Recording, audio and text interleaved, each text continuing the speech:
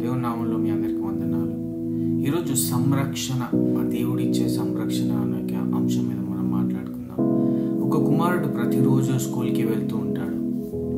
స్కూల్కి వెళ్ళి రావడానికి అతనికి ఒక బస్సు సిద్ధపరిచి స్కూల్కి వెళ్ళి వచ్చేటప్పుడు డ్రైవర్కి ఫోన్ చేసి చేరుకున్నాడా లేడా అని కనుక్కోవడం తన పేరెంట్స్కి అలవాటైపోయింది. క్షేమంగా చేరుకున్నాడా అనే వార్త విన్నప్పుడు తల్లిదండ్రుల మనస్సుకు ప్రశాంతంగా అనిపిస్తుంది. అనుకోకుండా బస్సు రావడం లేట్ అయినప్పుడు ఎక్కువ టెన్షన్లో ఫోన్లు చేసి ఏమైంది అని విచారణ చేసి అడగడము అవశ్యం కదా. సో అలాంటి తల్లిదండ్రులు మనసులో ఎందరో ఈ జీవితాలు ఈ మన సమాజంలో ఉన్నారు. అంతేకాకుండా మన ప్రియులు ఎవరైనా ప్రయాణం చేసుంటే వారు క్షేమంగా చేరుకున్నారనే వార్త వినే వరకు నిద్ర పట్టని పరిస్థితులు కొన్నిసార్లు మన జీవితంలో కలిగి ఉంటాము. మన బిడ్డలు ఎక్కడున్నారో, మన ప్రియులు ఎక్కడున్నారో, ఏ పరిస్థితుల్లో ఉన్నారో అని మన ఎందుకు చింత ఉంటుంది అంటే వారిని ఎక్కువగా మనము ప్రేమిస్తాం కాబట్టి. బిడ్డలు ఎలా ఉన్నారో, మన మిత్రులు, మన బంధువులు ఏం చేస్తున్నారో, ఎక్కడున్నారో, జీవితంలో ఎలా ఎదుగుతారో అనే ఆలోచన ప్రతి తల్లికి తన పిల్లల పట్ల ఉంటుంది కదా. ప్రతి తండ్రికి వారిపై శ్రద్ధగా వాళ్ళు చూసుకుంటారు. ఏ విషయంలో ఎట్టి సందేహము కూడా లేదు. So parents take care of their children.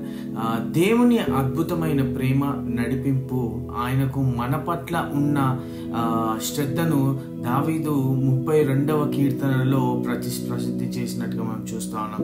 ఈ లోకపు తండ్రి ఆలోచనల కంటే మన పరలోకపు తండ్రి మన జీవితానికి సంబంధించిన ప్రతి చిన్న విషయంలో మరియు మన హృదయం లోతులలో ఉన్న అవసరాలు ఎరిగిన వాడై ఉన్నాడు. నీకు ఉపదేశము చేసేదను, నీవు నడవవలసిన మార్గమును నీకు బోధించెదను, నీ మీద దృష్టి ఉంచి నీకు ఆలోచన చెప్పేదను అని అక్కడ కీర్తనగడ 32వ అధ్యాయం 8వ వచనంలో రాస్తున్నట్టుగా మనం చూస్తా ఉన్నాం.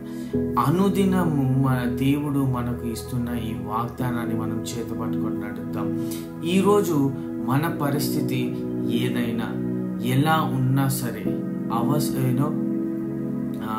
ఆయనపై ఆధారపడే మన జీవితాలకు ఈ మాటలు ఒక నిరీక్షణగా సంరక్షణ కలుగు చేసి సంతోషాన్ని ఇస్తున్నాయని మనం మర్చిపోకూడదు. మన జీవితంలోని చిన్న చిన్న సందర్భాల్లో కూడా దేవుడు మన గురించి చింత కలిగి మన నడవవలసిన మార్గాన్ని బోధిస్తూ మన ఆలోచనలను చక్కపరుస్తూ మనల్ని నడిపించి సంరక్షిస్తాడని మనము నమ్మాలి, మనం విశ్వసించాలి. ఎందుకంటే యెహోవా యందు నమ్మిక ఉంచువాని నీ కృప అవసరించుచున్నది అని కీర్తనగాడు 32వ వచనంలో 10వ అధ్యాయంలో రాసినట్టుగా మనం చూస్తా ఉన్నాం. ఇట్టి కృప ప్రభు మనందరికీ కూడా కలుగు చేయను గాక.